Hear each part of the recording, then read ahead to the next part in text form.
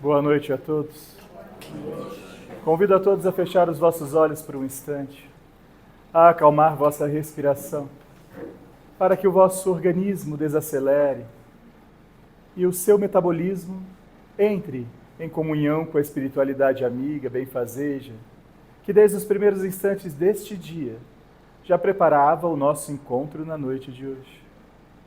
Agradecemos a cada trabalhador encarnado desta casa, que por não eles, não poderíamos haver os encontros desta noite e de todas as outras noites de trabalho desta casa de amor. Agradecer também a presença de todos os amigos espirituais que se unem com zelo, amor, no único desejo de levar alento, acalanto e amor a cada espírito encarnado ou desencarnado que desta casa possa adentrar. E que os pilares espirituais desta casa, como sempre desde sua concepção, estejam sempre vívidos e atentos para os intentos exteriores, para que não assoles, não esmoreça e não estremeça perante as dificuldades do dia a dia. Para que também os nossos irmãos encarnados, trabalhadores desta casa, entendam o seu chamado e o clamor de Deus Pai, que une no laboro ao qual somos todos adoentados em faces, mas quando nos unimos, uns cuidando dos outros, nos tornando o próprio Deus vivo, todas as nossas máculas, todas as nossas chagas se fecharão e assim iremos progredir a todos, unidos, de uma forma muito mais séria. Na noite de hoje que estamos reunidos em nome de Deus e com Cristo, por Cristo e em Cristo, consagrando na oração que Cristo nos ensinou a abertura dos estudos da noite de hoje, porque Ele é conosco e Ele está no meio de nós. Pai nosso que estais no céu, santificado seja o vosso nome. Venha a nós o vosso reino. Seja feita a vossa vontade, assim na terra como no céu. O pão nosso de cada dia nos dai hoje. Perdoai as nossas ofensas, assim como nós perdoamos a quem nos tem ofendido. E não nos deixeis cair em tentação, mas livrai-nos do mal. Que assim seja. Ave Maria, cheia de graça, o Senhor é convosco. Bendita sois vós entre as mulheres, bendito é o fruto do vosso ventre, Jesus. Santa Maria, Mãe de Deus, rogai por nós, pecadores, agora e na hora de nossa morte. Que assim seja. Boa noite a todos. É com alegria que recebo cada um de vós nesta noite para estarmos imergidos na mesma energia, para sermos em essência um só corpo e um só espírito na noite de hoje. Sem mais delongas, vamos abrir para as perguntas? Pois não? Eu queria que você me explicasse. Ontem eu estava vindo na Washington Luiz e para trabalhar no centro de perto. E era 7h05 mais ou menos. E a gente está vindo muito preocupado com a estrada hoje por causa daquele acidente que teve na outra semana. Foi a última palestra sua que eu não pude vir. O caminhoneiro, né, pegou o moço. E eu passo uns 40 caminhões, então a gente vê bem tensa, bastante gente está preocupada com essa história, tem muito caminhão, tudo daqueles bitrem. Aí eu estava vindo, chegou um ponto da rodovia, eu pensei assim, nossa, né, a gente fica tão preocupado com o caminhão, mas a rodovia é tão escura, né? E se alguém atravessar na frente, a gente atropelar? Ai, Deus me livre, que não seja comigo, mas se for com uma mulher que atropelar, ela vai sofrer tanto, né? E vim pro centro, pedi, rezei um pouquinho e vim. Trabalhei, isso era 7h05 da noite. Às 11h30, mais ou menos, da noite,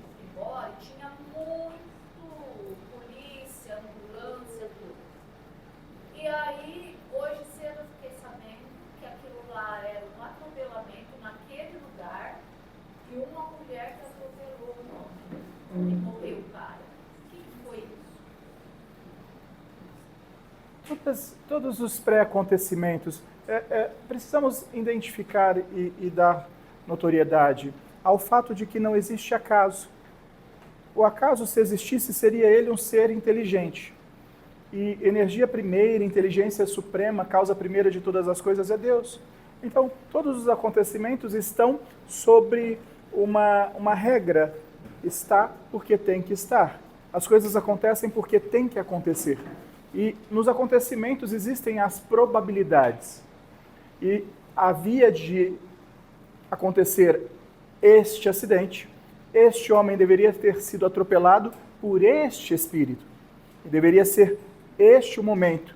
Então, se você para analisar no plano espiritual que este homem deveria ser atropelado por um carro de um espírito mulher que estaria vindo na rodovia, e que o momento preciso para este acidente deveria ser muito preciso, ao reduto próximo, nos quilômetros à frente e quilômetros atrás, existem muitos trabalhadores espirituais para fazer com que este acidente cumpra-se em ordem, sem lesar ninguém a mais do que os dois espíritos que precisam passar por esta prova e esta expiação.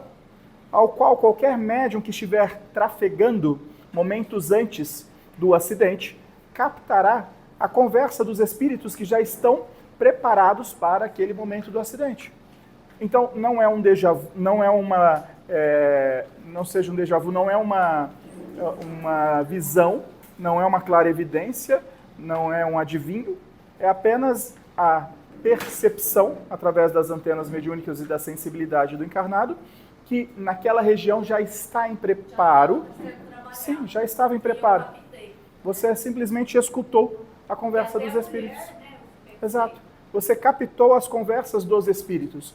Então, muitos dos acidentes que acontecem, eles são organizados e direcionados para que não haja dolo a terceiros que não estejam oriundos naquele processo. Então, não seria factual este atropelamento com este homem e esta mulher afetar um outro que não deveria. Então, por muito, espíritos desaceleraram alguns carros, aceleraram outros carros, prepararam aquele momento preciso para que se cumpra a lei do karma de ambos. De ambos. Não é apenas do homem que faleceu, nem da mulher que o atropelou. E não foi um assassinato, foi uma tragédia. Exato. Então, alguns acontecimentos de tragédia, eles são orquestrados e preparados no plano espiritual, demandando uma volúpia muito grande de espíritos para orquestrar a precisão do acontecimento. E alguns médiuns, no trânsito, eles captam. E às vezes você acredita estar adivinhando o futuro, mas só está pressentindo o que já está em preparo no plano espiritual. Não tem nada a ver, eu conheci o homem, sim. Isso é normal, não apenas com você, porque o acontecimento deveria ter e foi preciso, milimetricamente preciso, a presença de muitos espíritos para que livrasse outros terceiros que poderiam, porventura, acometer, principalmente pós-acidente, porque depois do acidente muitos ficam curiosos e tendem a cometer, por relapsos, outros acidentes. Então há uma falange de espíritos em muita quantidade para advertir os espíritos que estão em trânsito, para que não haja outro acidente. Então são karmas que devem ser cumpridos por tragédias automobilísticas ou de afogamento, ou de quedas, ou de qualquer outra sinopse de acidentes que levam ao fim da vida, controlada, orquestrada pelo plano espiritual. Então há muitos espíritos orquestrando o momento preciso. E cumpre-se a lei do karma. Não existe acaso. Assim como o nosso irmão que desencarnou, vitimado por colisão de 2 caminhões, não existe acaso. Não existiu negligência de nenhuma das partes. Foi algo controlado, ao qual se cumpriu a lei do karma.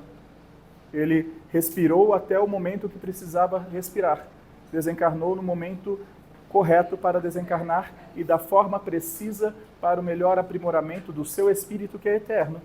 E a vida dele segue no plano espiritual resgatando, através da tragédia, um débito doloso da vida passada. Assim funciona. Outra coisa que eu ia te perguntar, por exemplo, a pessoa, um indivíduo, sempre foi problemático na vida e acabou preso, tudo, né? Matou, acho que atropelou, matou alguém também, estava preso e morreu na cadeia, acho que se suicidou no fim, ele queria acho que foi fugir, ia para um tempo.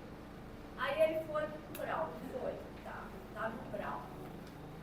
Como que ele sai do umbral e vem perturbar toda a família e fazer vingança? Aí ele tá lá no lamaçal do umbral, tudo, todo sujo, tudo, não sei o quê. Aí na hora que ele vai perturbar, ele fica bonitão, limpinho, não sei o quê.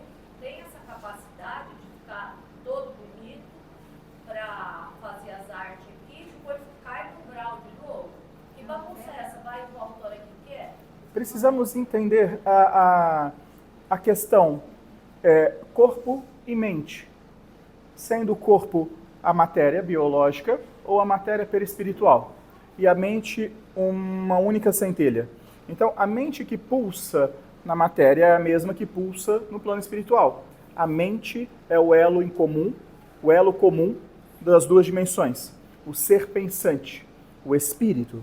Este é o elo comum entre a dimensão do corpo e a dimensão da alma. Aí eu te faço uma pergunta retórica. Quantas vezes o teu corpo estava num local e a tua mente em outro? Muitas. Às vezes você está num local e você deseja estar em outro. É muito raro a sua mente acompanhar o tempo e o local, o espaço que você está com o corpo. Se você tem essa capacidade no corpo matéria, você também tem essa capacidade no corpo perispiritual. Por muito, o umbral é um estado geográfico, ele é um estado físico ao qual o seu perispírito está prisioneiro. Então é como se o seu corpo estivesse prisioneiro do umbral, o seu corpo perispiritual. Mas mesmo no umbral, a sua mente é liberta. Assim como no encarnado estás num local geográfico e a mente em outro local, no plano espiritual age-se da mesma maneira. O umbral é um estado geográfico, é um estado físico que aprisiona o perispírito, ao qual a sua capacidade mental é liberta. Quando nós nos conectamos no plano espiritual, nós não nos conectamos pela fala, nem pela audição e nem pela visão. Nós nos conectamos por campos vibratórios mentais. Então é telecinese. Nós nos conectamos com a mente dos nossos irmãos desencarnados. E ao conectar, trocamos informações. E esta comunicação da mente, ela não necessita tempo e espaço. Ela acontece, mesmo que uma alma esteja no umbral e a outra entre os encarnados. Não há tempo e espaço para a conexão das mentes. O que você me relata é, o perispírito do ser está prisioneiro no umbral por questões kármicas, espirituais. Lá ele está. Por modo operandi de sua jornada vivenciada, ele se torna prisioneiro de sua própria consciência, se aprisionando geograficamente em um espaço físico. Porém, a tua mente é liberta. O que desperta do perispírito para perturbar o encarnado é a mente, é o campo mental vibracional. E no campo mental, assim como vós encarnados, se apresentam da forma que vocês quiserem. Quando você está na sua casa sem nada para fazer, você cria um campo mental que você está na praia, tomando uma bebida, se refrescando, entrando no mar. Você se veste, se molda daquilo que você deseja. Essa é a propriedade do campo mental. Então, o campo mental perturba o campo mental do encarnado. E não precisa estar próximo, porque o campo mental não tem tempo e nem espaço. Porém, há de haver um elo, uma conexão. E esta conexão, ela só se faz de duas maneiras: por amor ou por débito. O corpo material, o espírito encarnado, ele só se conecta com os espíritos no plano espiritual a longo prazo por elo de amor ou por elo de débito, ao qual se instaura o sentido de vingança. Então, se encarnado és, hás um débito com esse espírito, e esse espírito está no umbral. Este elo de débito, debitório, cria esta comunicação, ao qual esse espírito no umbral, tendo mesmo prisioneiro, a liberdade e a capacidade cognitiva de pensar, ele se conecta com os seus devedores e começa a exercer a cobrança.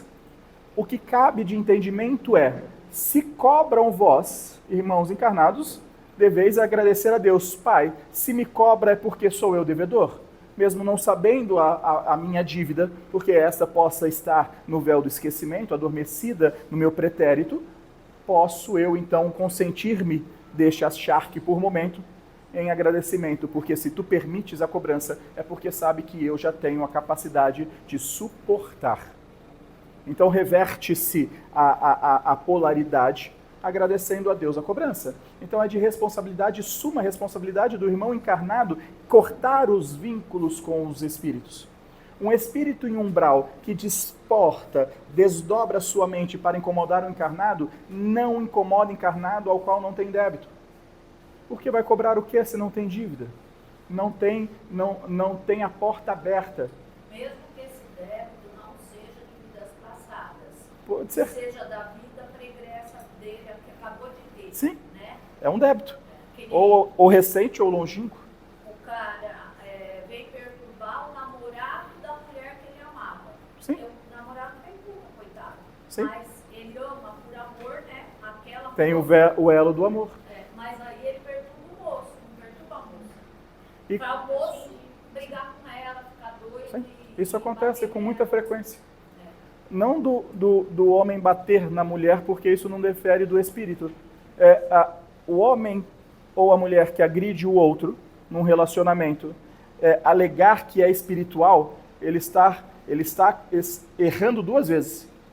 Primeiro, ele está fugindo de sua responsabilidade, e a mais grave, ele está tentando colocar no outro a sua culpa. Então, ninguém agride o outro porque o Espírito ordenou. Isso indifere de sexo, seja a mulher para o homem para a mulher, ou ambos, qualquer seja a natureza sexual. O Espírito, ele incita aquilo que de mal em você reside. Entendem isso? Se em você reside a agressividade, o Espírito só coloca a fagulha. Ele acende a fogueira da sua ira, da sua cólera. Então, ao agir com cólera, jamais coloque a culpa no plano espiritual. Porque quando fazes isso, estás errando duas vezes. Ou seja, é melhor aceitar, pedir desculpa e perdão e reaver e fazer aquilo que Jesus ensinou. Jesus, quando as pessoas cruzavam o caminho de Jesus pedindo a cura e Jesus exercitava o milagre, Jesus dizia exatamente assim: não precisa fazer nada por mim, mas voltai para a sua vida, analisai o que de errado estava fazendo para ter este desfecho e não errai de novo. Errar não é o problema, persistir no erro é o que te agrava. Então, ter errado e ter a consciência lúcida dos seus erros e procurar não errar de novo, ou errar menos, ele é mais louvável, ele é mais grandioso do que aqueles que acreditam que não erram, se mostram em púlpitos como virtuosos e cheios de qualidades, ao qual, dentro de sua casa, são algozes, perversos e tiranos. Ao qual aquele que se mostra quem é, mas se contém, pede desculpas, regride, avança e passa a vida a lutar contra suas próprias ímpias, este está em muito mais ascensão do que aqueles que falam e narram que são virtuosos. Então, não podemos delegar culpa a espírito. O espírito, os obsessores, eles existem, eles por muito transformam a vida de vós em marionetes. Por muitas atitudes que vocês cometem na vida encarnado, é porque eles sussurraram em seu ouvido. Mas antes, pegar uma faca e esfaquear alguém, tem que ter o teu aceite. O espírito jamais tomará conta do seu sistema motor, ao ponto de pegar a faca e esfaquear alguém, a não ser que você os dê permissão prévia quando enche o seu organismo de toxinas como drogas e bebidas. Você já está dando a pré-permissão. É o pré-aceite, ao qual você dolosamente imputa todo o seu organismo biológico de toxinas oriundas das drogas, dos medicamentos e das bebidas, perdendo completamente a sua proteção espiritual, repleto de débitos e elos com esses espíritos trevosos, você se torna uma marionete motora. Mas para este fato há o consumo excessivo e exacerbado de toxinas. Não é apenas um gradeado de cerveja que isso acomete. Porém, nunca podemos colocar no espírito a culpa de nossas ações. Jamais. Ao perceber que está equivocado porque está exacerbando, olhai para si de frente ao espelho e pedir desculpas a si mesmo. E procurai não errar. Procurai fazer diferente. Colocar culpa em alguém é apenas um modo operante ao qual nos aprisiona por tantos séculos e séculos e séculos, adentrando em milênios neste planeta. Nunca temos a responsabilidade de assumir os nossos erros, sempre delegando ao outrem os acometimentos de nossas próprias falências. E quando despertamos e assumimos as nossas falências, começamos a prosperar. Percebe? Espírito barbudia, espírito zombeteia, espírito maquina, espírito cria enredo, espírito transforma a vida dos nossos irmãos encarnados num caos. Mas ele só faz isso porque o caos já existia. E não foi ele que gerou o caos. É a própria mente dos irmãos encarnados. Percebe? Vamos aqui, depois vamos ali. Pode ser. Até assustou. Logo cedo.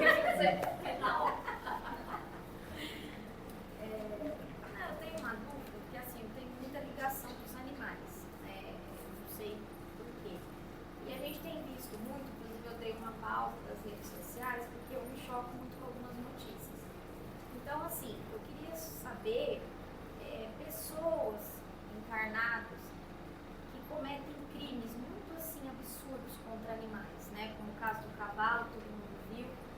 Como que essa pessoa pode resgatar isso daí? É em forma, eu fiquei pensando, né? Seria em formato de um ataque, por exemplo, como a gente vê esses cachorros que são muito violentos, que acabam atacando e a pessoa acaba tendo alguma lesão? Essa é a primeira pergunta. Sobre a lei da ação e reação, né? Com a espada que feriu, será ferido. Com relação a essa coisa de realmente judiar mesmo do animal, como se fosse algo assim, por prazer, parece que a pessoa faz. Como que ela vai resgatar isso, fazendo para o animal? E a segunda pergunta é sobre a lei da ação e reação. Por exemplo, vamos supor que uma pessoa, ela não tem muita noção de valores assim, e ela, por exemplo, falando um caso, né, de família, ela destrói uma família, por exemplo, né, uma família lá, ela vai lá e acaba ficando com aquela pessoa que é casada, destrói, aí aquilo gera toda uma repercussão dentro daquela família. Aquela pessoa, ela vai passar por algo exatamente igual ou ela sofre de outra forma? Vamos aos animais primeiro. O reino animal ele é muito mais antigo do que o reino nominal. Então, quando se construiu o planeta, e o planeta não foi criado por Deus. A ideia mitológica de que Deus criou o planeta em 6 dias e no 7º descansou é apenas uma mitologia. A estrela primeira que deu origem ao primeiro sistema, que deu origem à primeira galáxia, que deu origem à multiplicação das galáxias, que deu origem a tudo, foi criação de Deus. A primeira, o resto é apenas orgânico. Criou-se a primeira e o resto é orgânico. O resto acontece porque já está escrito os acontecimentos. Então a Terra não foi criação divina. A estrela primeira, sim. A que deu origem a tudo que os vossos olhos e a ciência ainda limitada do homem da Terra consegue mostrar a vós. A origem primeira é criação divina. Todo o resto é orgânico. Ele é por simbiose. Ele acontece porque na estrela primeira já estava as diretrizes para os acontecimentos. Então, Deus não falou, agora vou construir a terra será assim, assim, assim. Não. Isso já é pré-programado há muitos bilhões de anos do calendário romano, que também é muito limitado para explicar o que é o tempo para tudo. Assim sendo, o reino animal, ele hospeda primeiro a terra e faz parte do planeta. Então, o reino animal da terra é da terra. Você nunca encontrará um animal que os seus olhos vislumbraram na terra em outro planeta. Porque o reino animal de cada planeta representa o seu planeta. Ele é particular da evolução natural das espécies do planeta. Então, o cachorro, o gato, o cavalo, qualquer outro animal do reino animal que os seus olhos conhecem, se mergulhar num outro planeta, não conhecerás o reino animal daquele planeta, porque cada reino animal é diferente.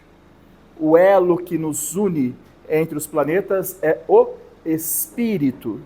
Então, o Espírito nosso, que está na Terra, se estivermos em outro planeta, seremos rigorosamente iguais, porque somos a imagem e semelhança do Pai. Espírito, não perispírito. Ok? Então, o reino animal está na Terra muito antes do reino nominal. Quando o planeta está pronto para se tornar um hotel, vêm as naves e traz os primeiros espíritos reencarnados. Entenderam isso? Os corpos biológicos que nos revestimos doravante encarnados não vieram do nada, não veio do macaco. Veio de um outro planeta condizente com uma terra primitiva em espaçonaves e colonizaram aqui, e assim a fecundação natural e a evolução da espécie trouxeram os corpos que nos revestimos quando estamos encarnados. Entenderam isso? Então, mas esse corpo foi criado em algum lugar. Sim. De alguém. Mas isso aí eu não posso falar agora.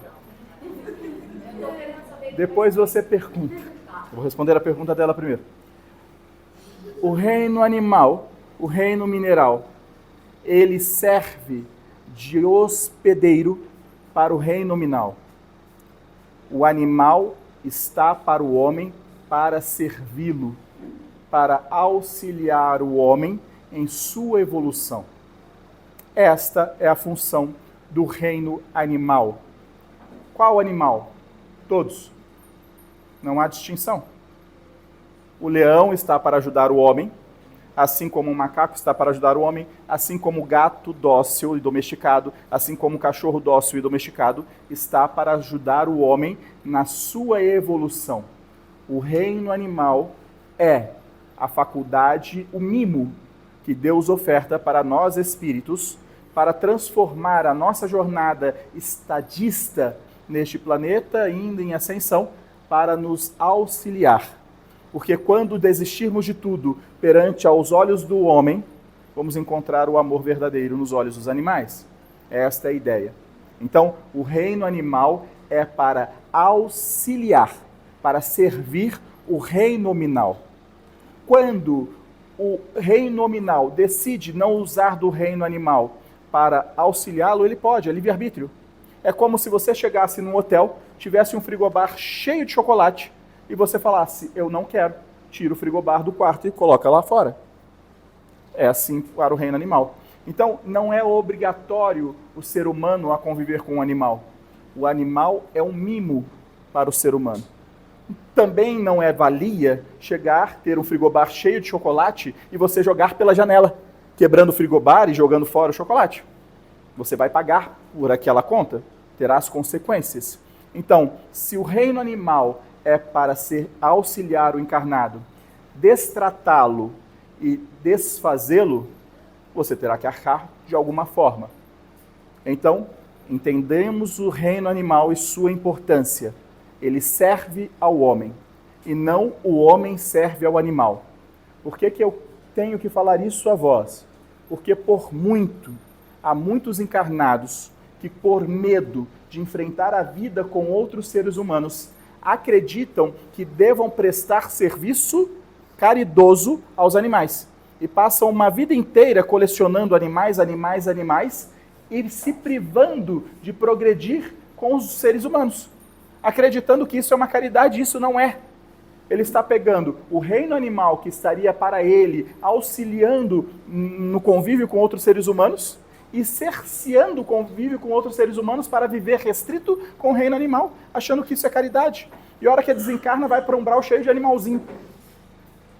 Fica décadas, séculos estagnados, porque a missão de estar encarnado é estreitar as relações humanas e não estreitar as relações com os animais. Entenderam isso? As relações humanas e não com os animais. Os animais são da Terra, nós não. Nós estamos na Terra, estamos em passagem. Quando aprimorarmos e sermos merecedores para mudarmos de estágio planetário, mudaremos. Não somos obrigados a ficar na Terra até que ela regenere. Podemos regenerar antes e irmos para outro planeta e continuar a nossa evolução. Este é o propósito. O propósito não é ficar reféns da Terra, é prosperar antes dela, ao qual a data limite é o da Terra. Então a Terra está em reforma. Se ela reformar e a gente não, a gente cai fora. A gente vai para outro planeta. É assim que funciona e assim funcionará.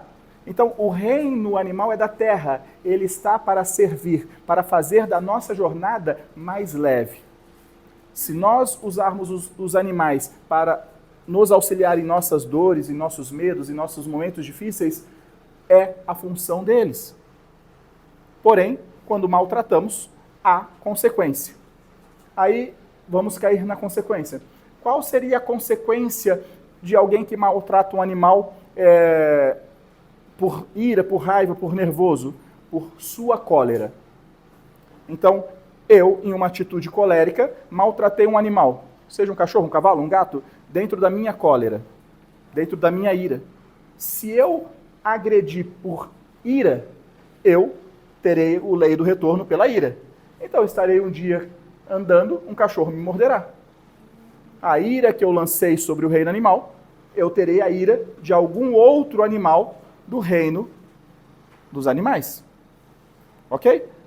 Se eu maltrato os animais porque eu tenho maldade e perversidade, e passo isso porque eu tenho prazer em maltratar os animais, porque eu me coloco em grau de superioridade por ser humano sobre os animais, lembrando que o planeta é dos animais, não é nosso. Os animais são da Terra, nós não. Se eu passo a maltratar os animais sistematicamente pela minha crueldade, eu não vou encontrar crueldade no reino animal. Não vai ter a crueldade, porque a crueldade é algo pensante, elaborado, cognitivo e premeditado. Os animais não têm. Os animais são por instintos. E como então resgato eu um débito, ao qual por minha perversidade, minha crueldade, dolei o reino animal?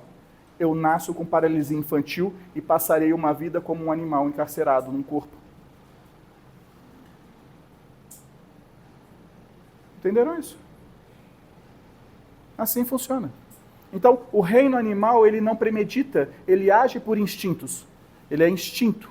Então, não podemos haver uma ação dolosa nossa pela racionalidade ao reino animal e esperar que o reino animal premedite algo sobre nós. Ele não é pensante, ele é instintivo. Quando agimos com instinto, quando chutamos um gato, um cachorro, uma tartaruga, qualquer coisa, por causa de ira, é uma ação. A reação por ira, por instinto, reavirá do reino animal. Quando eu premedito, a reação virá do meu próprio corpo, da minha própria consciência pesada, que quando reluzir, me trarás a uma vida cerceada de racionalidade, de desenvolvimento motor, para ser prisioneiro do meu próprio corpo como um animal. Por isso que há tantas reencarnações animalescas necessárias. Pode fazer o que quiser contra o reino animal, mas não pode fugir da lei de causa e efeito. no mesmo peso e na mesma medida. Pelo instinto, o reino animal te devolve. Pela racionalidade, pela premedição, é você mesmo. O reino animal não tem nada a ver com isso. Ah, eu maltratei de um cavalo, eu vou nascer um cavalo? Não. Eu vou ganhar um coice de um cavalo? Não. Você vai nascer sem andar. Vai se rastejar como um equino. Percebe? Assim funciona. Na mesma dor e na mesma intensidade. Devemos respeitar os reinos, sabedores em suma de que nós, espíritos da terra, não somos donos da terra. Somos viajantes e estamos neste hotel chamado Terra. E neste hotel tem normas, lei de causa e efeito. Ok? Vamos falar... depois eu sigo as perguntas, porque ela me fez uma segunda pergunta, aí nós já vamos para lá. Ela me relata um caso de que um relacionamento extraconjugal destrói uma família, ok? Colocando a culpa na pessoa exterior. Foi isso? Sim. Aí ela fala, a culpada exterior que invadiu essa família e destruiu essa família. Não. Não há uma culpada exterior. Nunca é de um. É de dois. Então vamos dividir as consequências. Ok? E analisar que na falta da traição conjugal, nós precisamos mergulhar na história da humanidade. Quando mergulhamos na história da humanidade, vamos cair antes de Cristo. Vamos voltar apenas 2000 anos, ok? Ao qual a religião e as crenças que regiam e ditavam os padrões culturais nosso, aqui da Terra, nós espíritos que aqui estamos no século 21, lá estávamos no século 1, éramos regidos por uma outra crença, por uma outra ética, por uma outra metodologia cultural. Qual é essa metodologia cultural? Quando mergulhamos no Alcorão e mergulhamos no Antigo Testamento, vamos encontrar que o homem pode ter várias mulheres. Nas duas maiores crenças religiosas da Antiguidade. Se mergulharmos no hindu, no budismo, vamos ver facilmente nas escrituras de que o homem poderia ter várias mulheres. Vocês já se questionaram por que disso? Isso é história. Isso é a nossa base religiosa. Ela é mais grave do que a história. Ela é a base religiosa. Correto? Acompanhe a linha de raciocínio. Hoje, se você forma um casal numa monogamia e este casal não pode ter filhos, eles procuram a ciência do homem que identifica qual dos pares tem alguma má formação, algum problema hormonal que está causando a não fecundação, correto? Isso é novo ou é antigo? É novo. Há 2000 anos, como é que sabia? Não sabia. Qual que era, dentro de uma tribo bélica, uma tribo de batalha, a guerra é vencida por aquele que tem maior número de soldado, correto? Qual é a forma de se criar soldado? Nascimento, correto?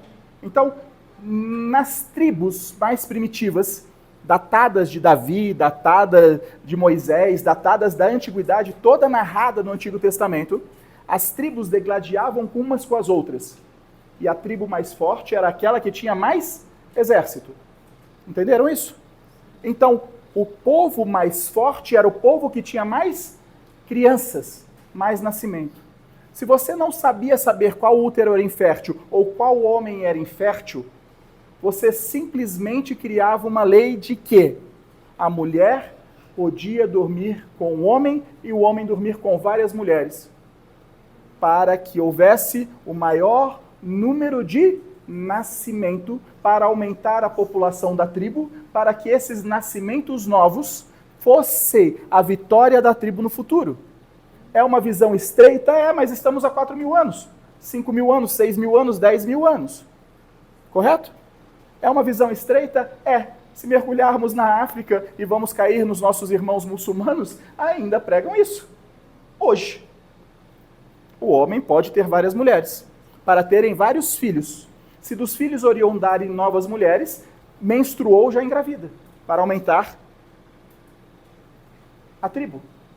Esta é uma ideia tribal, esta é uma ideia cultural, esta é uma ideia ao qual nós, espíritos, mergulhamos e navegamos desde 10.000 anos.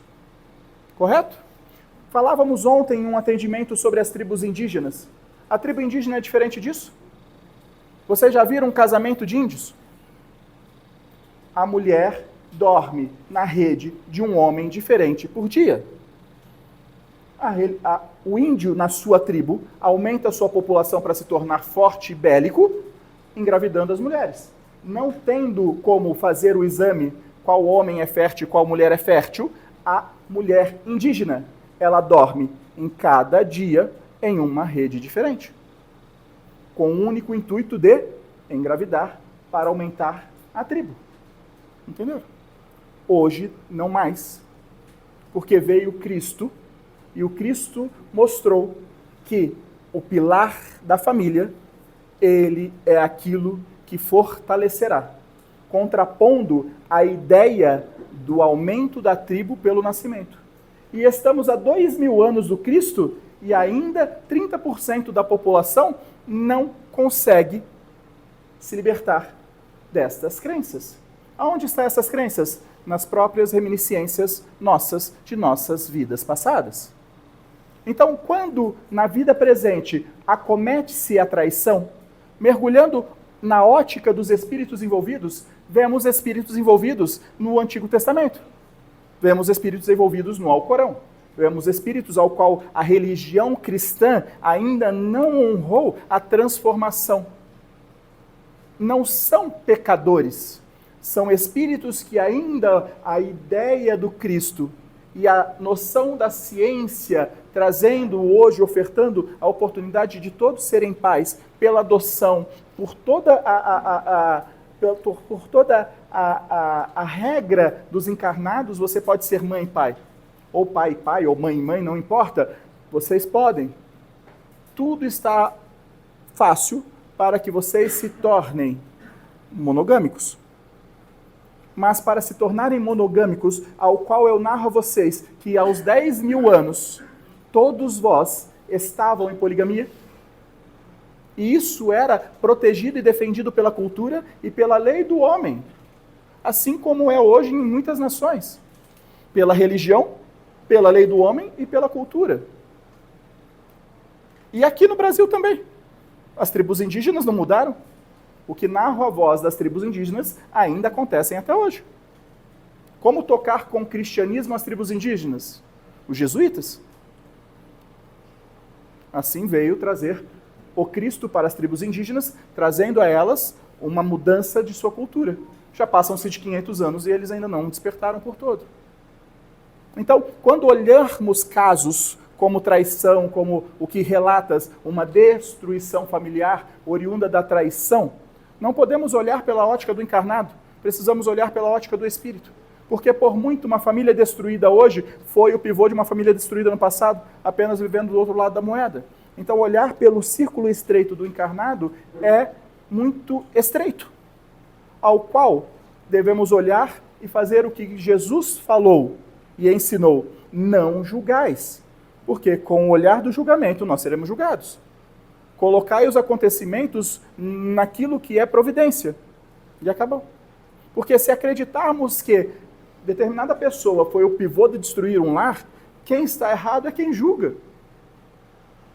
Acreditar que existe apenas um culpado pela destruição é um olhar estreito e muito limitante. Porque tem que ter o aceite de outra pessoa. Ninguém destrói nada se não tiver o aceite de alguém. Então, acreditar pelo olhar do julgamento é um equívoco para quem julga. E buscamos Jesus sempre. Não julgais, porque com peso que julgais, na mesma medida, na mesma intensidade, vós sereis julgados. E hoje julgas que aquela família foi destruída por um pivô, logo numa vida subsequente, ou na própria mesma, volta a uma vida passada ao qual precisas passar por isso, passarás. Aí fala: nossa, julguei tanto, estou mergulhado no mesmo que eu julguei. Quantas vezes vós, irmãos encarnados, em determinada face de sua vida, fala, nossa, falei tanto e estou errando o erro do outro. Porque nós temos sempre a visão do julgar. Sempre a visão do julgar. Mas não absorvemos e não olhamos no espelho para os nossos próprios erros. E de tirar primeiro a trave que te cega. E quando a sua visão estiver límpida, ao ponto de poder ver de fato, sem olhar de crivo de julgamento, ajudar o próximo. Percebe? Este é o ensinamento. Isso é o que Jesus ensinou. A todo o resto, a visão de encarnado é muito estreita. Não podemos julgar em hipótese alguma, seja qual for o caso. Não podemos julgar. Porque somos desconhecedores da intimidade e somos desconhecedores das vidas passadas. E somos desconhecedores do propósito de tais acontecimentos. Percebe? Ao qual a promiscuidade, ao qual a poligamia, que... Falamos, a Pátria Brasil, ela não tem muito...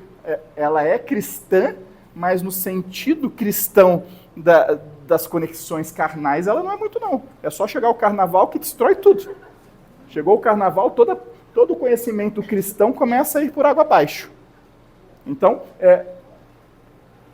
nós somos um conjunto daquilo que fomos. E o que fomos está catalogado na história. Então, mergulhamos e olhamos. Ok? Se nós acreditarmos ao ponto que muitos vieram do seio da Igreja Católica aqui nesta casa hoje, que em 2018, 2017, 2015, o Papa tinha 6 namorados e 10 esposas. O Papa, que era o guardião mor da moral de quase 60% da população da Terra. Ele tinha. Ele só parou de os ter porque as leis do homem foi formando que a mulher ou qualquer relacionamento tinha direito aos bens patrimoniais. E se o padre, o papa, tivesse relacionamentos amorosos, o bem patrimonial é da igreja. Se a lei do homem fala que 50% é da mulher ou do namorado, a igreja tinha ruído. Correto? A igreja tinha falido. Aí a igreja viu que ela poderia falir por causa da lei do homem, ela proibiu todo o clérigo, toda a estrutura da igreja de ter um relacionamento. Por isso é história, com H. É só mergulhar nos livros e verás a história da igreja e a nossa própria história. Porque se isso é história e nós somos a história viva, lá estávamos. Não tão distante dessa verdade. Ok? Entendeu? Calma, que nós vamos fazer um tour. Nós temos 3 ali no fundo e viemos por Paulo. Vamos a... 1918. Eu falei... Não. Eu falei 2017. 2018, o Papa era muito velhinho, ele não ia dar conta.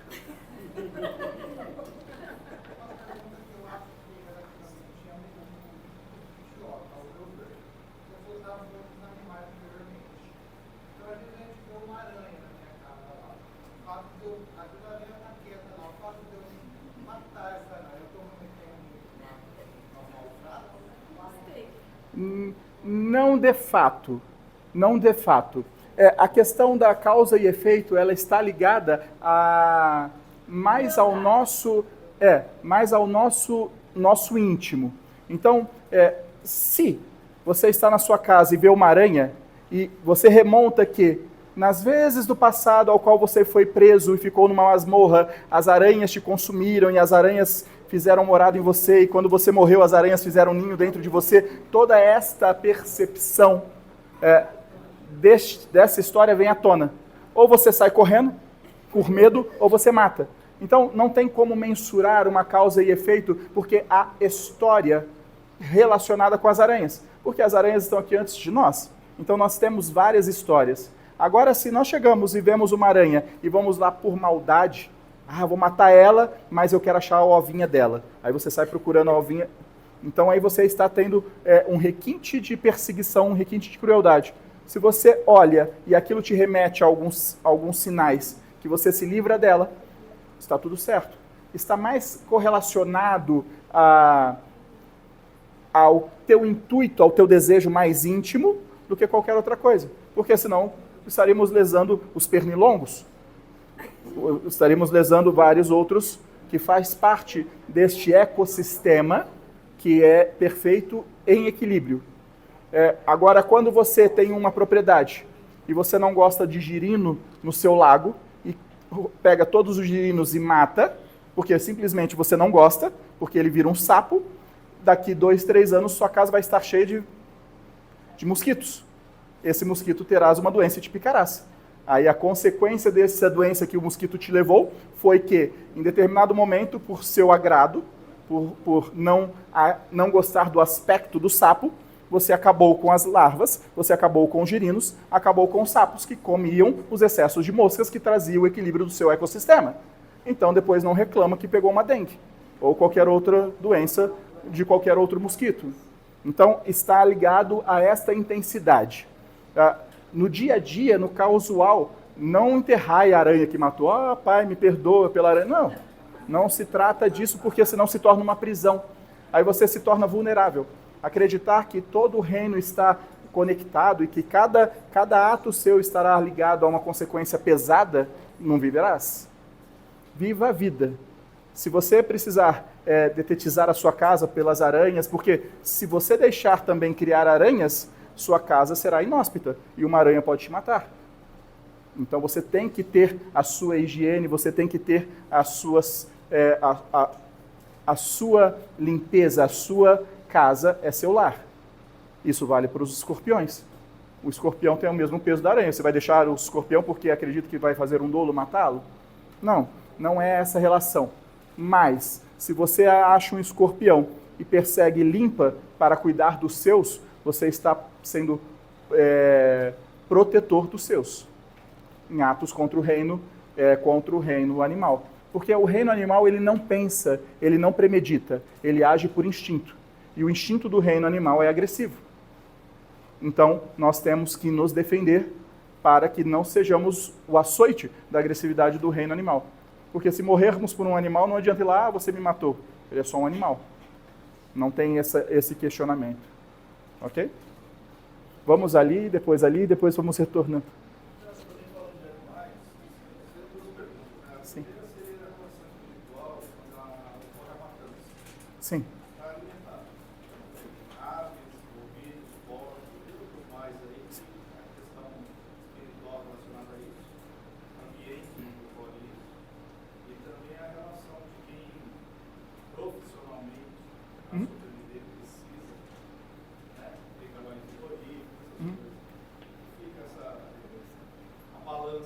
Sim. Espiritual dessa relação, tanto que muita gente deixa de publicar, assim, tendo como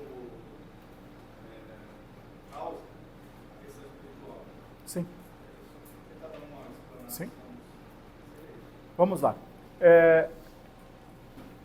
O nosso corpo biológico, ele foi criado perfeito para sobreviver, prosperar, procriar e perseverar com o reino vegetal. Tudo que o nosso corpo necessita, o nosso corpo biológico, está no reino vegetal, não está no reino animal. Entenderam isso?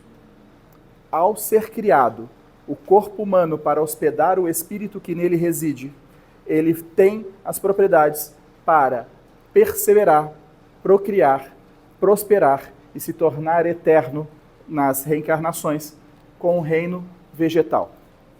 Assim fomos criados. Porém, quando lá ainda homens das cavernas encontrávamos carcaças de animais ou pequenos animais e comíamos, nos dava muito mais força por causa da proteína da carne. E muitas vezes, quando não tinha nada, estávamos numa região gélida e alguém morria, não tendo vegetal porque a neve não permitia, comíamos carne humana, que nos mantinha vivo e perpetuando a espécie. Isso são ciclos ao qual nós, espíritos, passamos na própria história da humanidade. A carne ela foi inserida como um potencializador das energias necessárias para se viver no planeta, mas ela não é indispensável para a espécie. Porém, ao longo desses milênios, ao qual eu narro a vós, 65 milhões de anos comemos carnes. Mas nós não fomos criados para comer carne. E há 65 milhões de anos viemos comendo carne. Isso gera com que a máxima deste planeta é se alimentar da proteína animal. Se todos se alimentam da proteína animal e nenhuma consciência pesa por isso, não passa então a ser um dolo, porque todos estão na mesma frequência. Entenderam isso? Não tem dolo. Porém, já há algum tempo, a meados da década de 60, iniciou-se a reencarnação de espíritos que estão voltando às suas raízes. Esses espíritos são os vegetarianos, os veganos, e eles estão nascendo com mais quantidade. Quando este panorama da Terra se transformar em equidade, igualdade, onde 50% dos encarnados se alimentam de proteína animal e os outros 50% não, aí inicia o sistema faltoso. Quem come carne está dolando, está lesando a controvérsia do corpo humano. Mas se estamos há 65 milhões de anos comendo carne, vamos precisar talvez de mais uns 60 milhões para equiparar. Mas o corpo humano não foi feito para digerir a proteína animal. Ele foi feito para sobreviver e se alimentar do reino vegetal. Apenas isso. Não há falta, não há dolo. Por quê? 97% da população se alimenta de proteína animal. Então não pode colocar dolo. Porque se você colocar dolo em proteína animal hoje, ninguém reencarna. Não reencarna. Porque é uma falta que virou causal. É uma falta que virou cultural.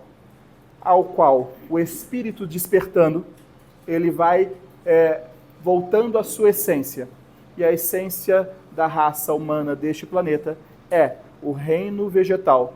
Foi ofertado ao humano para ser para ele o seu sustento. É assim que funciona. Porém, não há dolo, não há nada. Então, se não há dolo, não há dolo para quem cria o gado, não há dolo para quem mata o gado, não há dolo para quem vende o gado. Há dolo para quem mata o gado? Se você tem um método de matar um animal sem levar dor ao animal, você cumprindo, não tem dolo. Agora, se você sabe o método de não levar dor e você faz premeditadamente o método para levar dor, aí esta premeditação, esta maldade e perversidade, ela torna para você uma falta. Entende? Então, é a forma que você executa, não o ato em si executado. É a mesma coisa do policial. O policial, por força de sua obrigação, matou alguém em defesa, e ele matou porque estava de fato em defesa, ele não se torna um assassino. Porque dentro de sua patente, de suas obrigações profissionais, ele estava imergido naquela que poderia ser consequência de sua profissão. Porém, se ele sai do quartel para a ronda e a rota e fala assim, hoje eu quero matar um, faz tempo que eu não mato um, premeditadamente ele prepara-se psicologicamente, fisicamente para assassinar alguém, é um policial assassino. Entende? Então, a causa que você faz está ligada à sua intuição, aquilo que você deseja. Se for premeditado por crueldade, há atos contra você. Se é cultural, se é crença, se é aquilo que você gosta, não tem como ser imputado uma falta a você, onde todos executam o mesmo ato. Sim.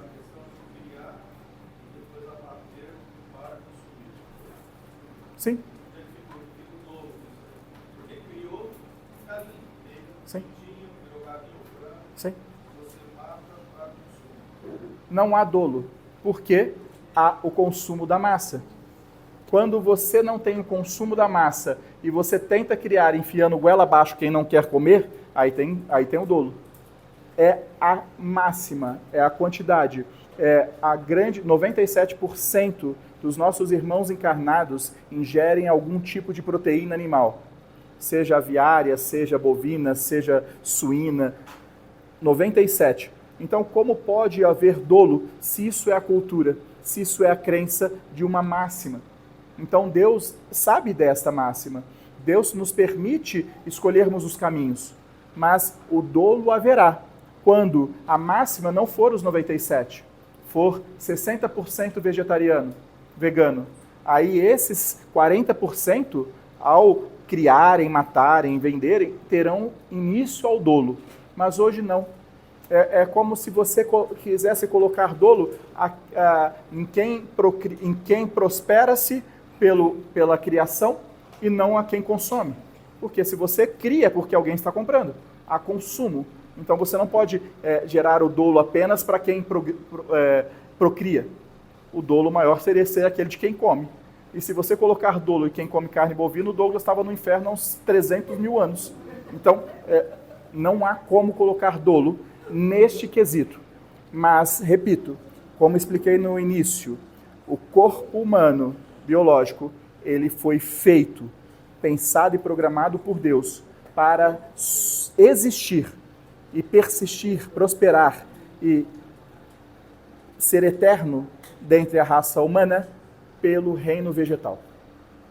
Tudo que você precisa, você encontra nos vegetais. O Douglas vira aqui para mim e fala, menos no chuchu. Então, não há este dolo ainda, mas no futuro sim. Quando imaginamos um planeta de regeneração, no próximo estágio da Terra, a carne, a proteína animal, ela terá um peso. Ela terá um peso. Mas isso estamos ainda há milênios à frente. Por hora não. Nem para quem cria, nem para quem consome, nada. Ah, então quem despertou para ser vegetariano é anjo. Não, não é evoluído o anjo. Ele apenas se despertou para a sua essência. A essência do corpo é existir, persistir, procriar com o reino vegetal. Então quem se tornou vegano, vegetariano, está apenas se conectando com a sua essência material. A sua essência espiritual não tem nada a ver com o que tu comes, porque esta é da alma e a alma não come nada. Ok? Lá atrás ainda? Sua pergunta? Atrás dele. Sim? Não? Ok. Vamos por Paulo e depois volta. Vamos aqui e aí terminamos com Paulo.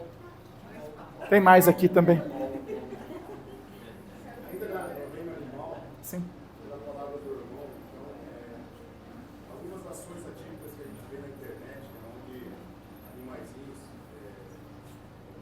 criando outros animaizinhos, outra raça, de outro tipo, algumas atitudes entre as animais, isso então é puro instinto, não seria o dentro da espiritualidade dando um tapa de liga, chamando a atenção de nós encarnados para uma diversidade, uma aceitação da diversidade. De forma alguma, é a natureza dos animais. O animal cuida de outro animal por instinto. Ele não difere a raça. É tão interessante a tua colocação. E depois eu vou responder a sua pergunta sobre os caçadores. Eu não terminei. Você me fez na sua pergunta sobre aqueles que caçam por esporte e têm esse meio de vida. Vou responder. O reino animal, ele não premedita. Ele não racionaliza, ele é instinto. Assim como, pelo olhar do ser encarnado, olha, uma porca deu à luz e a cachorra deu à luz, só que a cachorra morreu. E a porca alimenta os cachorrinhos. Isso é um tapa na cara da humanidade porque a gente não aceita a diversidade, a gente não aceita nada. Correto? Uma leoa, quando dá à luz, o leão vem, às vezes, e come os filhotes. Que tapa que ele quer dar na sociedade. Seria o mesmo peso, mesma medida. Então nós não podemos mensurar ou nos alinharmos ou usarmos de baliza o reino animal, porque ele é instintivo. Ao mesmo que uma porca deixa alimentar-se dela uma outra espécie, há espécies que comem as outras. É o mesmo reino, é os mesmos instintos. Então, ele não ensina nada. Nada. Ele simplesmente reage por instinto. E o instinto da porca é, eu tenho leite e eu preciso me libertar desse leite, porque esse excesso de leite vai me causar dolo ao sistema. Isso é sobrevivência. E ela permite. Ok? Há depois afeto, carinho? Sim. Porque se trata de animais dóceis. Mas vai fazer isso nos animais silvestres. Ou nos animais selvagens. Se eu fosse filmar um animal selvagem, você vira a comida dele. Então, o reino animal não nos explica nada. Nós deveremos ver o reino animal e notar que os instintos existem e que eles se precavem do instinto, e nós também. Nós precisamos dominar os nossos instintos, o nosso reino animal. Então, é uma ótica que se confunde. Porque se vamos olhar por um panorama de ensinamento do reino animal, vamos olhar por todo. Não apenas por um prisma só. Ok? Quantos animais do reino animal têm fidelidade conjugal? Ararinha azul. Entende? Então, o reino animal, ele não nos ensina, não deve nos ensinar porque ele é animal. Nós devemos nos espelhar em nossas atitudes e em outros seres humanos. É bonito, é confortante? Mas vamos ver todos os lados. Ok? Vamos analisar todos os lados.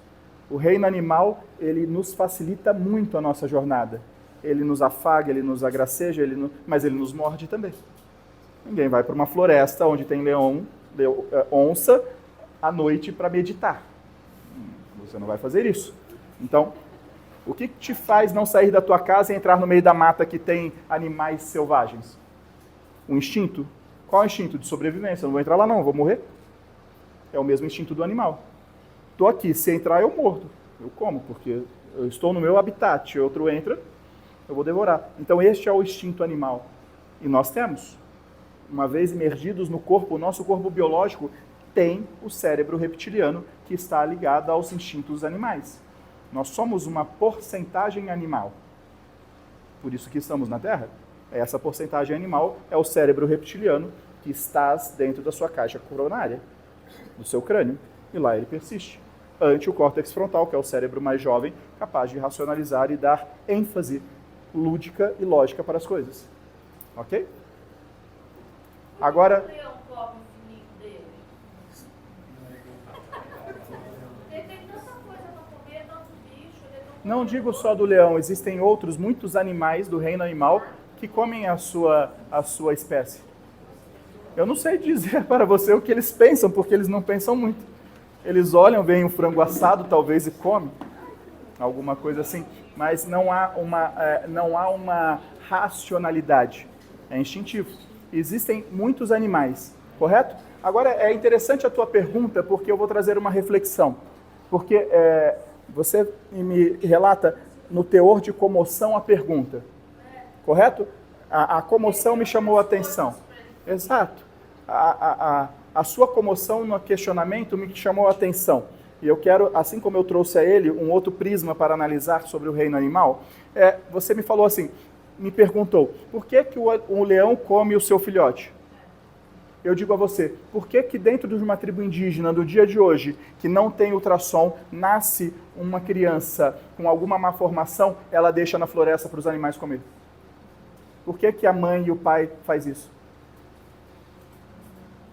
E por que, assim... Era para acabar a pergunta. Naquela época antiga lá da Bíblia, os homens podiam ter várias mulheres. No Alcorão, eles têm várias mulheres. Mas assim, tem umas regras no Alcorão. Sim, você tem que ter dinheiro para manter todas. Igualzinho. Isso. Se der um perfume para uma, tem que dar igualzinho para outra. Agora, naquela época antiga também era assim ou não? Não. Não precisava nada disso, não tinha regra. Não tinha regra. E por que lá a mulher não podia ter vários? Era o homem só que podia. Sim. Que nem no Alcorão é só o homem que pode. Agora, por que o índio inverteu a coisa? Não inverteu, porque se você mergulhar na Grécia Antiga, a mulher podia.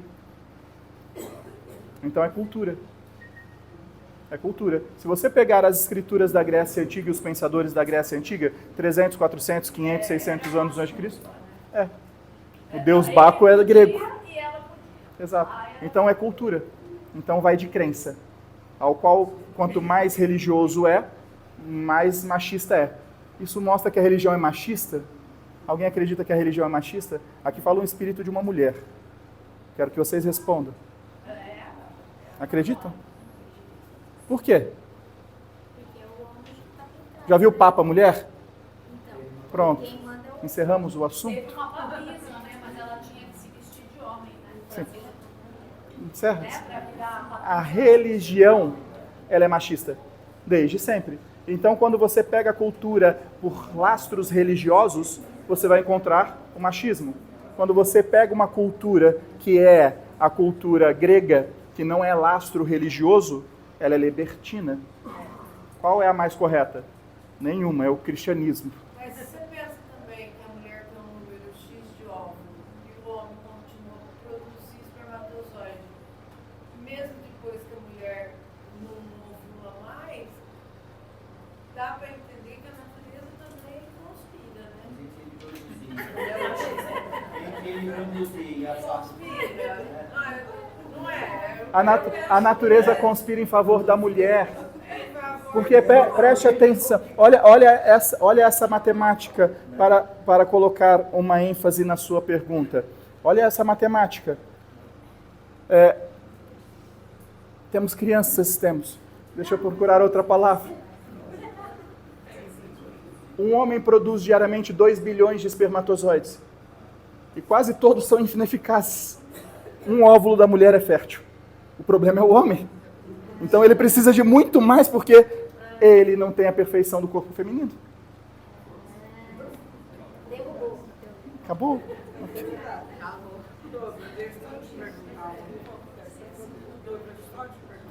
Referente aos animais. Eu tenho uma cachorrinha, ela já gastou, dava para comprar um carro e não consegue.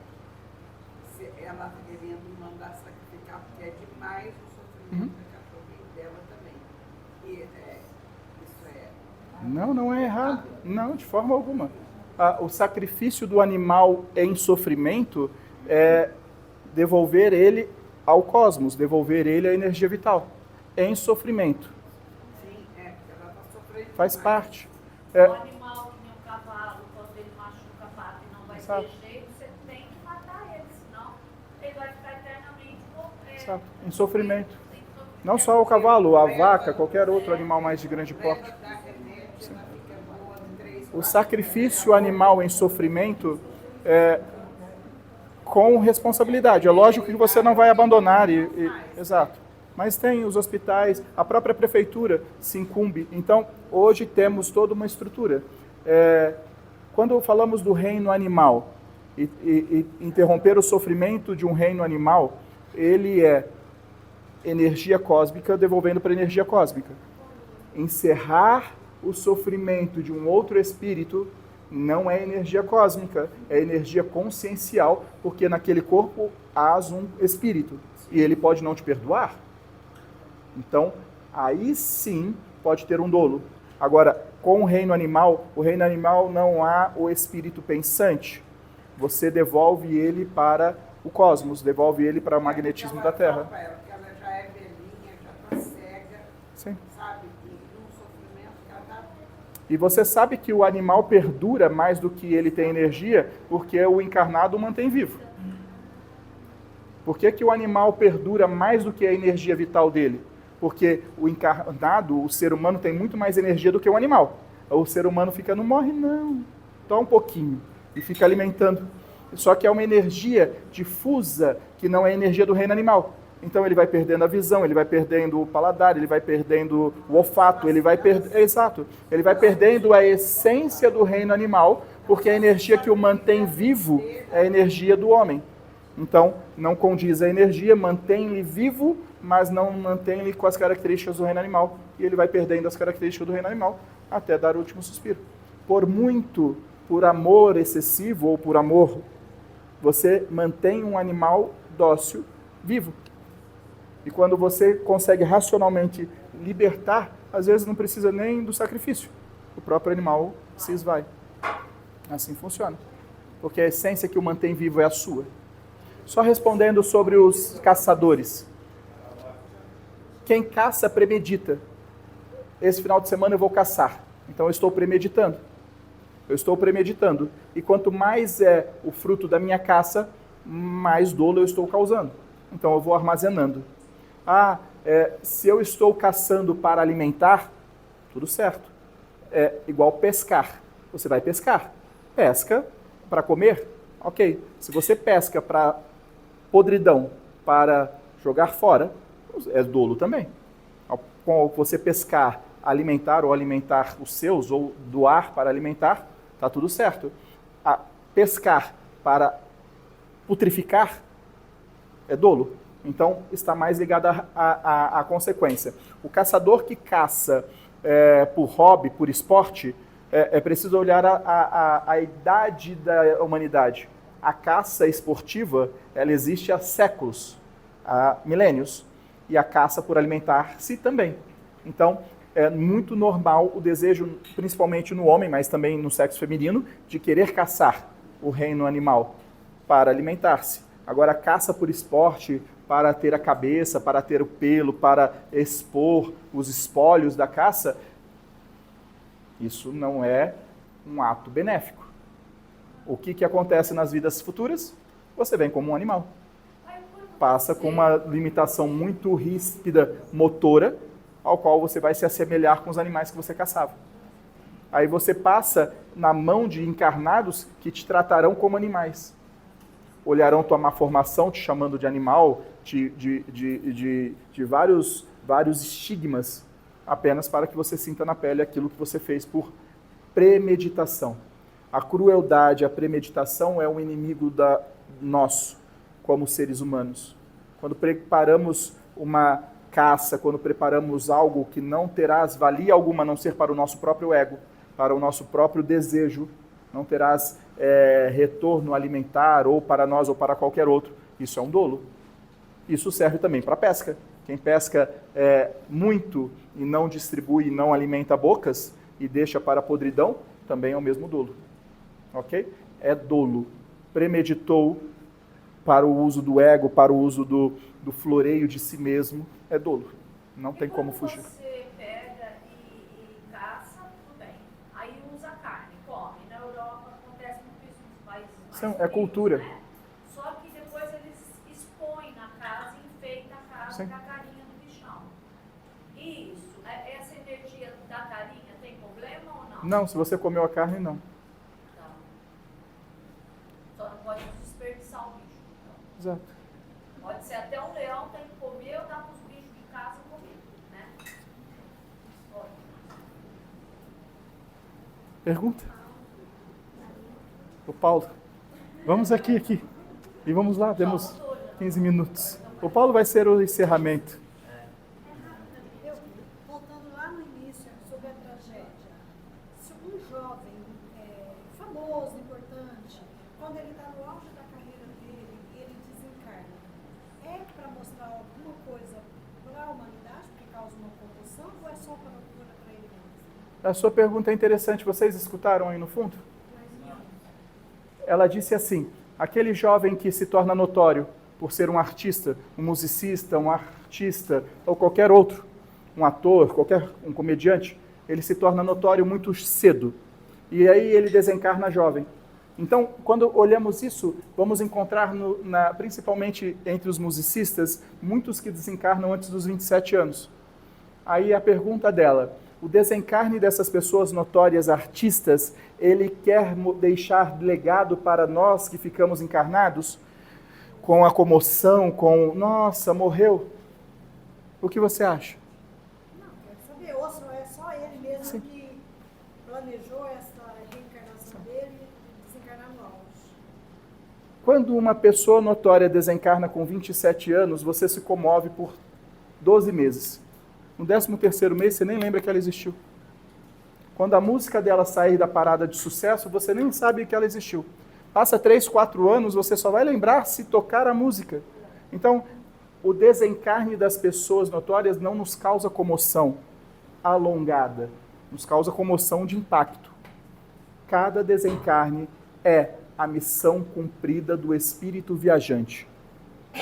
Você desencarna no momento que você precisa. Ah, então por que artistas, em grande maioria, desencarnam jovens?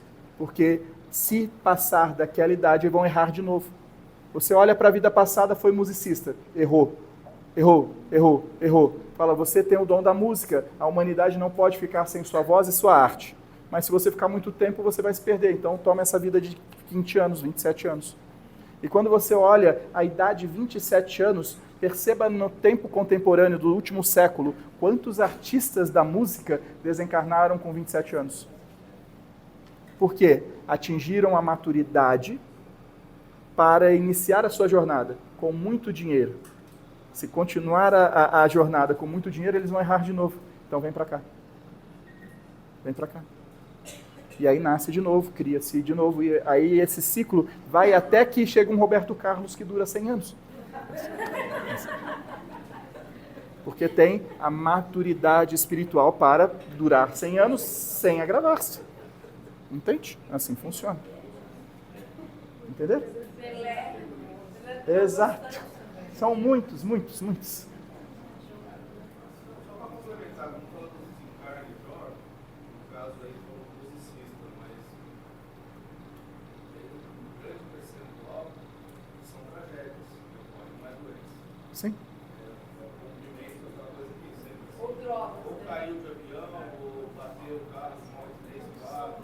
Sim. Assim, era a hora daquele, mas E daquela forma. não, os demais. Sim, todos estão ligados, não há morte de véspera. O fato da tragédia. Sim. O fato da tragédia, morre o piloto, morre os passageiros, os tripulantes e morre o artista. Ah, a gente só tem dó do artista, ninguém lembra o nome do piloto. Então, por isso que eu falo, não causa mudança nenhuma na humanidade. Falo, nossa, caiu uma... A grande pergunta que me fizeram na pandemia. Joseph, essa pandemia vai fazer com que nós, humanos, nos tornamos melhores? Eu disse, não. Vai se tornar mais depressivos. E, em alguns casos, piorar. A pandemia, a comoção, não tem o poder de mudar ninguém. Você muda se você quer. A mudança ela é íntima. Ela não é em escala grande. A comoção nos torna olharmos a nossa vida de uma visão diferente. Nossa, morreu tão jovem.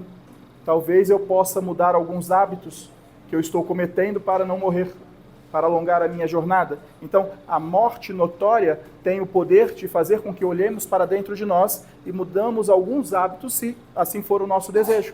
Mas não tem o poder de mudar niente, nada. Ok? Absolutamente nada.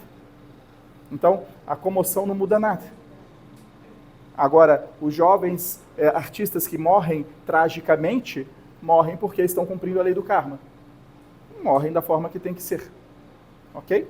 Assim, a lei do karma se cumpre e tudo se opera na mais perfeita ordem divina. Que Deus está no comando e tudo acontece porque tem um propósito para tudo acontecer. Ok? Aline? Só uma dúvida. Só uma? Só. Olha. Você falou que a monotonia é um ensinamento de Jesus. Que ensinamento é esse? De família. De família. Porque... Quem tem um monte de mulher também é uma família. Então qual que é o diferencial de Jesus ensinou? Boa pergunta. É uma família maior. É mais problemas? Jesus ensina a não ter problemas. Ele já sabia que uma esposa já era demais. Você vai fazer o Douglas incorporar ali. Ai, Senhor. Ai, Aline.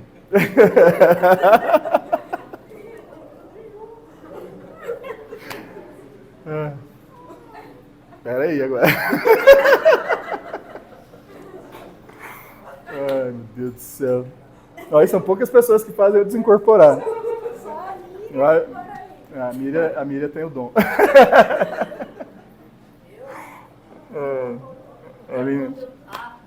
A Aline fez o Douglas, Douglas dá risada.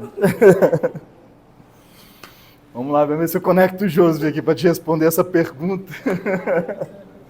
Ai, Jesus. Nos ensinamentos do mestre, ele faz um ensinamento moral, ao qual a moral, a envergadura moral, é a tua capacidade de manter as suas estruturas psicológicas e familiares em pé. Então, quando Jesus traz os ensinamentos morais, ele não traz a monogamia ditosa, porque se ele fala que a monogamia seria o modelo de família do futuro, ele estaria se contrapondo a Moisés. E Jesus não veio destruir as leis de Moisés. Jesus veio transformar a lei de Moisés na lei do amor. Então, quando você cai na lei de Moisés, Moisés, ele permite várias esposas, mas não permite a esposa mostrar a canela e nem o rosto, para que não seja objeto de desejo de outro homem. Nem o cabelo. Então, Jesus não deixou explícito a monogamia, porque seria um contraponto da poligamia de Moisés. Então, nada das leis de Moisés Jesus modificou, mas ele trouxe a lei moral, ele trouxe a família como pilar do sustentáculo. Se Jesus trouxe a família como pilar, se a família é composta por um casal, seja ele homem, homem, homem, mulher, mulher, mulher, não importa, um único casal, a possibilidade de blindagem espiritual, psíquica, cognitiva desta família é muito maior. Então, este é o ensinamento de Jesus. Se, por capacidade, você pode viver um relacionamento com 3, com 4, com 5, e mesmo assim ter esta proteção, aonde os 5 estão no mesmo teto e se aceitam, parabéns. Porém, sabemos que isso é difícil, porque somos seres distintos. É difícil a 2. Então, Jesus veio e deixou o ensinamento da família. Cristo é família. A família forjada com um casal, e Jesus não falou qual casal de homem e mulher. Ele falou uma família, casal e sua prole. Isso Jesus ensinou. Se ele fosse mais enfático em falar na monogamia, ele estaria se contrapondo a Moisés. E não era o propósito dele naquela vinda. Porém, a monogamia veio se instaurando nos próprios cristãos que vieram pós-Jesus, analisando o que era esta família, qual era a importância da mulher. E quando você, homem, começa a dar importância para a mulher que está ao seu lado, você passa a não desejar mais mulheres. Assim como a mulher que está com o homem e passa a ter notoriedade, importância ao homem que está ao lado dela, ela também deixa de desejar outros homens, formando um só. Então, este é o ensinamento de Jesus, ao qual uma família se torna um só. Se essa família é de 3, 4, 5, é das suas capacidades. Mas Jesus ensina não a monogamia como ensinamento, porque ele não poderia. Sim. Não, ele não poderia falar. Porém, em todas as suas passagens, ele honrava e respeitava a família. O homem, a mulher ou o casal, não importava. Ok? No entanto, que um dos discípulos de Jesus era homossexual. E ele jamais fez distinção de um contra o outro, nos mostrando, de fato, que não há qualquer relevância ao sexo. Já me perguntaram e eu não vou responder. Então, ele não poderia ter dado este ensinamento direto, porque se contrapunha aos ensinamentos de Moisés. Porém, ele dá a unidade da família como a alavanca motriz do progresso do Espírito. A gente aprende embaixo do nosso teto. Se a gente não aprender embaixo do nosso teto, todo o expoente passa a ser inútil. Entenderam isso? Se você não aprender a amar e respeitar embaixo do seu teto, tudo que você fizer no expoente é inútil. É vazio, é pão bolorento. Guardem isso. O exercício começa com os seus pares, embaixo do mesmo teto. É no convívio uns com os outros. Ok? É aqui que começa. Quando você consegue fazer o amor nascer embaixo do teto, todo o resto é ascensão.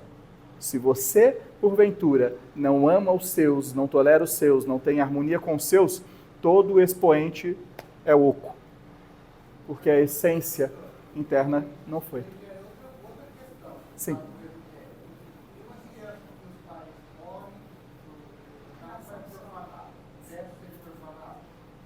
Sim. E o teto seria orfanato, principalmente pelas professoras e zeladoras que cuidarão dele no orfanato. Sendo a missão dos espíritos zeladores destas crianças uma verdadeira missão. Porque não há missão mais bonita do que aqueles que se desprendem para cuidar daqueles que não têm pais e mães em orfanatos, ou nos hospitais, com as enfermeiras, com os médicos, com todos da saúde, em todos os hospitais, principalmente nos psiquiátricos. Então, há este teto, sempre. E na nossa jornada biológica nós temos dois tetos.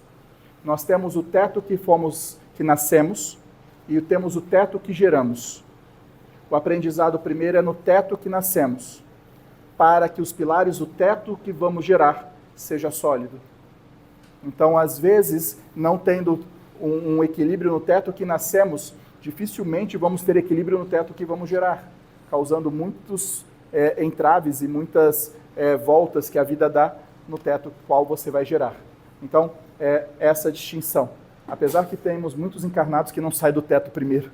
Então, com seus 50 anos, estão no colo da mãe e do pai ainda, mas isso são poucos ainda.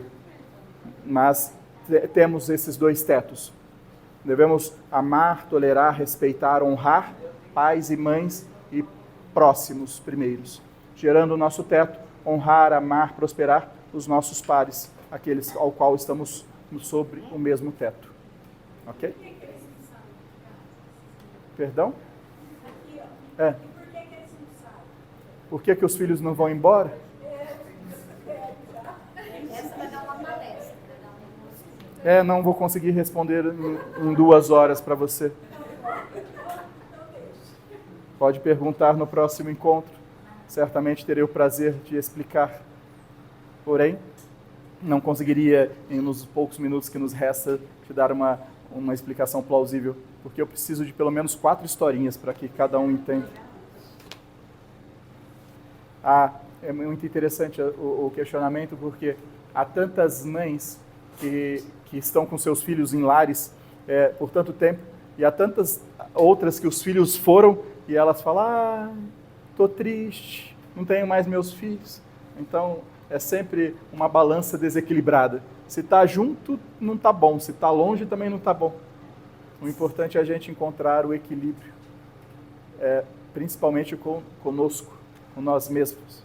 Hoje não tem jogo, né? Aí só no Brasil. Mas você podia contar uma das histórias. Não há tempo. Você não contou nenhuma história. Não há tempo. Já vamos terminar. Vamos dar o abraço hoje. Vamos fazer o abraço. Vamos ter o tempo do abraço. Ok? Paulo, gostaria de fazer a pergunta para encerrarmos. Te alonguei. Vamos encerrar.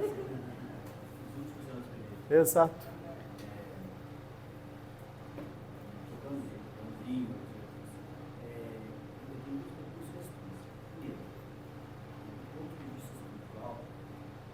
A eutanásia para quem pratica e a eutanásia para quem ensina. Transplante e doação de órgãos.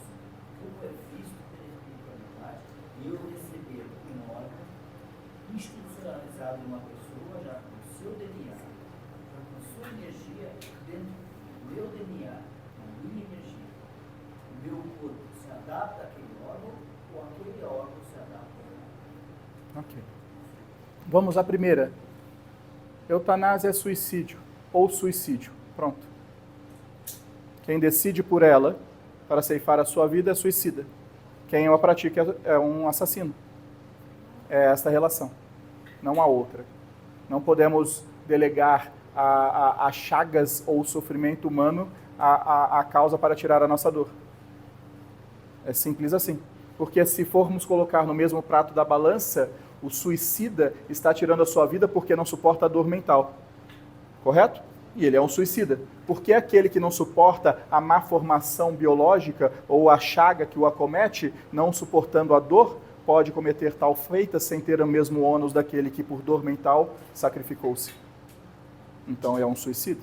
E aquele que empurra o amiguinho da ponte, também é aquele que injeta o medicamento.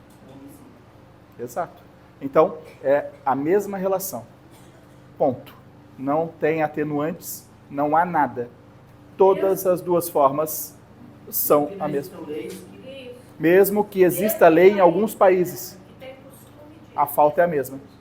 Mas aí é o costume igual de comer carne, não é? Sim.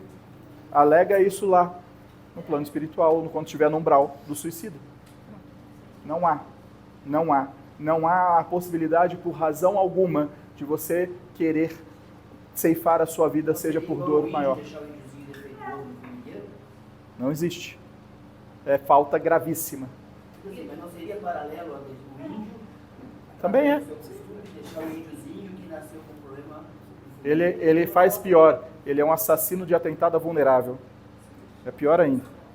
As faltas são maiores. É falta no índio, né? Em todos os casos, não apenas no índio. A cultura não é a sua muleta.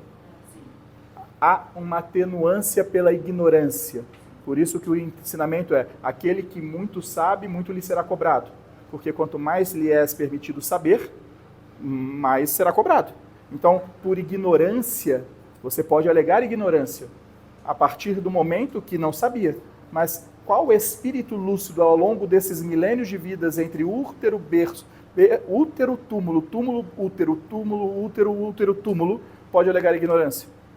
Não há. Já vivemos muitas vidas para não sermos mais ignorantes. Então não cabe mais a desculpa da ignorância. Então é como eu digo a vocês, aqueles que desencarnaram até 2000, vitimados pelo uso do tabagismo, partiram para o plano espiritual alegando ignorância. Eu não sabia que fazia mal. Aqueles que fumam de 2000 para cá, todos os maços de cigarros, todas as mídias mostram que aquilo é nocivo. Então se você o comete, você vai alegar ignorância como? Então, alega-se ignorância pela cultura e pela lei, porém, não se afasta a falta. Não importa se eu mudo de país para tirar a minha vida ou se eu pulo da ponte. É uma falta igual, em grau igual, a de ser repatriada, ou agora imediato no plano espiritual através dos confins do umbral, ou nas vidas subsequentes, ao qual será posta em mim a dor que eu causei ao meu próprio corpo. Ponto. Ok? A segunda pergunta sua sobre os órgãos. O corpo humano, biológico, ele é do reino animal. Ele só se faz reino nominal porque hospeda um espírito. Então, ao ponto que o espírito desacopla o corpo e o corpo ainda vive e os seus órgãos estão vivos, estes órgãos podem ser realocados em outros corpos. Se Deus permitiu que a ciência chegasse em tal patamar, é porque ele consente. Deus jamais permitiria a ciência chegar em tal patamar da transfusão, da doação de órgãos, da transfusão sanguínea e de todas as outras perfeitas cirurgias da medicina, como correções de córneas, como tantos outros avanços da medicina, se não fosse permissão divina. Então, se Deus permitiu e o homem é capaz, é porque ele já consentiu. Então, se tem a capacidade, se existe a ciência e a medicina para fazer, não há erro algum. A questão de rejeitar, o corpo rejeitar o órgão ou aceitar o órgão não está ligado ao plano espiritual. Está ligado ainda a uma ciência da medicina que está desbravando as complexidades de sanguíneas, de aceite ou não. Mas hoje já é sabido com muito mais precisão qual corpo recusará ou não, e já tem medicamento para contrabalancear o próprio organismo para facilitar o aceite do novo órgão. Isso não tem nada a ver com o espírito. O que a ciência criou é obra de Deus. Se a ciência progride e prospera em tais graus de tecnologia e de desbravar, é porque Deus permitiu. Então cabe ao homem usufruir dela. Ao qual o homem renegar a ciência e a medicina, ele também... Fazendo uma adenda. Sim. Por exemplo, eu estou fadado a ter um câncer. Será que? Sim. Bom, E aí já foi dado, fechou o quadro, Uhum. remoto fechado. Aí eu pego e faço um transplante. Interessante a sua colocação, porque entra na historinha que eu não teria tempo de fazer, mas vou explicar segundo a tua pergunta. Se por uso de tabagismo eu comprometi o meu pulmão, ao qual um tumor dilacera e eu perco, ao qual apenas o transplante de um pulmão novo me trarás a vida, se eu for merecedor por ser um espírito que devereis cumprir mais algo na minha vida, eu suporto a fila de espera. Senão eu morro. Não há acaso. Só recebe o pulmão aquele que é merecedor de continuar um pouco mais na vida. E olhando o prisma de merecimento, como se fosse merecimento continuar encarnado. Eu posso reverter. Se eu tenho que continuar pagando, eu fico vivo. Se eu tenho merecimento, eu desencarno. Então, recebe o transplante aquele que ainda precisa resgatar algumas coisas na vida. Isso serve também para algum tipo de doença? Por exemplo, um câncer, que alguns salvam e outros não? Sim. Aí eu preciso tomar cuidado, porque eu não poderia responder sem tempo, para não ficar lacunas na mente. Apenas no próximo estudo, se puder vir e iniciarmos com essa pergunta, é de muita valia, porque quando estamos encarnados, temos uma visão oposta do que é a verdade. Então vou trazer Kardec, Pentateuco Espírita, para iniciar a resposta hoje e terminarmos no nosso próximo encontro. Kardec pergunta aos espíritos de verdade, o que é o nascimento de um espírito no corpo? E os espíritos respondem, é como se você pegasse uma pessoa livre e colocasse ela numa masmorra. Você está preso e ficará aí preso. O sentimento para o espírito, quando nasce no corpo, é de aprisionamento, de cerceamento de suas possibilidades. E Kardec fica chocado, porque não é isso que a religião, nem as crenças, nem a cultura ensinou para os encarnados. Então Kardec pergunta, e qual seria então o sentimento de morte? É como se o preso ganhasse o indulto real e ganhasse a liberdade. Então, para nós, no plano espiritual, nascer é um karma, é iniciar um processo de dor. Morrer é a concretização e a liberdade. Então, muda o tópico do que é morrer e do que é ficar vivo. Então, para nós, aquele que passa por uma experiência cancerígena, que ceifa a vida dele, ele cumpriu a parte dele e veio para cá. Aquele que passa por uma experiência cancerígena, por karma, suplanta e supera, ele ainda precisa resgatar mais, até o ponto. Então, o câncer não é uma punição, é uma experiência. Se você concretizar a sua experiência, fechar os olhos e ir para o plano espiritual, terminou o seu embate, cumpriu a sua missão. Se você passou pela doença cancerígena e continua vivo, é porque você tem mais coisas ainda para cumprir. Não chegou a tua missão, não se encerrou o teu processo. Então, esta nova roupagem, este novo tempo à frente, é para cumprir mais coisas. Então, normalmente você passa por uma experiência cancerígena e há filhos ainda que precisam da sua ajuda, há muitos que precisam do seu amparo, há muito que você precisa resgatar, há muito que você precisa fazer, então você fica. Mas você fica porque você é merecedor? Não, porque você está preso. Você não vai sair até ter cumprido aquilo que você falou. Então, o prisma sobre a morte é preciso mudar o ângulo para responder a pergunta. Mas isso é preciso muitas histórias, de muitos causos, para que não fique dúvidas, porque se trata de dores íntimas de alguns que passam, que passaram, e que tiveram entes queridos e amados que passaram. Então não pode haver questionamento algum na explanação e na explicação. Mas, se mudar o foco de que, segundo o Pentateuco e o kardecismo ensina, nascer é a prisão e morrer é a libertação, fica mais fácil o aprendizado. Ok? Tudo certinho com os órgãos? De toda a pergunta, eu quero que guardai o seguinte ensinamento, o seguinte mais importante. Quando a medicina avança e ela te oferta a melhora de suas capacidades de vida, não utilizá-la é negligenciar-se. Entenderam isso? Se a medicina te oferta e você fala, não, Deus vai me curar, o médium vai me curar, o espírito vai me curar, você está sendo negligente com a sua vida. Entendeu? Olha, sim. Ser negligente em processo sistêmico, você se torna um suicida. Ok? Suicídio inconsciente. Sim, quando estas vacinas não são ministradas pela máfia das vacinas, pela indústria farmacêutica. Indústria da doença. Percebe? Quando você tem a vacina gratuita, como temos no Brasil, ok. Agora, quando tentam te empurrar a vacina paga, aí passa a ser a usina da vacina. Ok? Mas sim, a ciência se desenvolveu ao ponto de criar vacinas e quando é ofertado para nós, nós a tomamos. Então, Mas isso não pode ser Tem que cuidar disso, porque como que a gente vai saber que é bom ou que é ruim? Nós não temos que saber. Nasce muitas vezes, Miriam, não se preocupe. A gente nasce muitas vezes e vamos aprender pelo berço futuro ou pelo berço presente. Mas se a gente não quer ser negligente, não quer ser suicida, tem que tomar vacina. Aí a vacina é só para ganhar dinheiro, não é para salvar. Aqui paga. Então, mas se ela é ofertada pra gente, ela é ofertada também.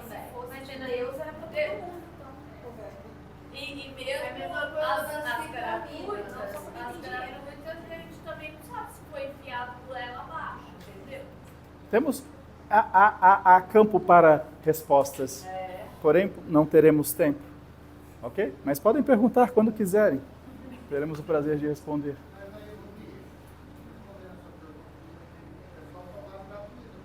Mas as gratuitas também têm Sim. certo... Sim, há o interesse, mas nós não podemos dar a resposta apenas ministrada pela Pátria Brasil. As vacinas são benéficas ao mundo, não a essa pátria que é corrompida. Aí é outro quesito. Porém, no mundo em si, em suma, em partido, todos os países que não são corrompíveis, que ministram as vacinas, elas são benéficas. A vacina é o fruto do avanço da ciência. Negligenciar a vacina é negligenciar. Quem não vai dar a vacina de sarampo para o seu filho? Todas as mães, não é porque está aqui, mas no mundo inteiro, uma mãe responsável ministrará a vacina do sarampo. Mesmo que tenha pátrias que não dão gratuito, pagarão. Mas a mãe responsável, sabedora do sarampo, darão. Então, esse quesito é negligenciar ou não.